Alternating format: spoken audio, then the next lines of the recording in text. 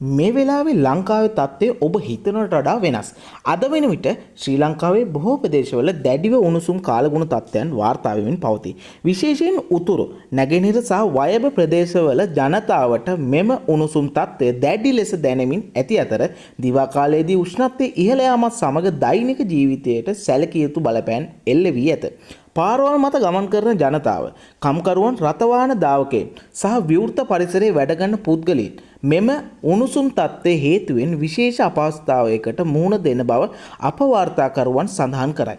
මධ්‍යහ්නයේදී හිරු එළිය තදවීමත් සමග බොහෝ ප්‍රදේශවල වායුගෝලීය උෂ්ණත්වය පමණක් නොව දැනෙන උණුසුමද ඉහළ යාමක් දැක්වේ. එමෙන්ම නගර ප්‍රදේශවල තද තාපය, වාහන තදබදය සහ පරිසර දූෂණය සමග එකතු වන මෙම තත්ත්වය තවත් දැඩිව දැනෙන්නට හේතු වී ඇත. සෞඛ්‍ය විශේෂඥයින් අනතුරු අඟවන්නේ මෙවැනි උණුසුම් කාලගුණ තත්ත්වයකට දිගටම පවතින අවස්ථාවල ශරීරයේ ජල හිඟය, දුර්වලතාවය, මලබද්ධය වැනි ගැටලු ඇති වී හැකි බවයි. ඒ අනුව ජනතාවට උපදෙස් ලබා දී ඇත්තේ දිනපතා ප්‍රමාණවත් ලෙස ජලය පානය කිරීමයි.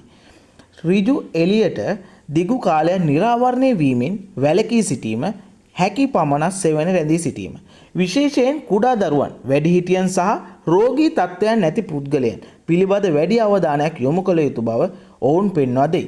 මේ අතර සවස හෝ රාත්‍රී කාලයේදී ඇතැම් කඳුකර සහ අභ්‍යන්තර ප්‍රදේශවල සුළු වැසි ඇති වී හැකි නමුත් එය දිවා කාලයේ පවතින උණුසුම් තත්ත්වය සැලකිය යුතු ලෙස අඩු කිරීමට ප්‍රමාණවත් නොවන බවද වාර්තා වේ. මෙම උණුසුම් කාලගුණ තත්ත්වය ඉදිරි දින කිහිපය තුලද දිගටම පවතිනු ඇති බව අනාවැකි පළ කර ඇති අතර ජනතාවට අවශ්‍ය නොවන ගමන් බිමන් අවම කර ගැනීමද සුදුසු බව නිර්දේශ කරයි.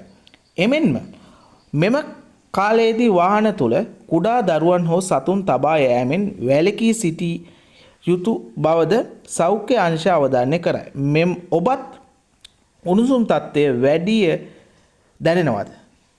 ඔබගේ ප්‍රදේශයේ තත්ත්වය කොහොමද කියලා කමෙන්ට් එකකින් ෂෙයා කරන්න. තවත් මෙවැනි අප්ඩේට් සඳහා අපගේ YouTube channel එක subscribe කරලා එකතු වෙන්න.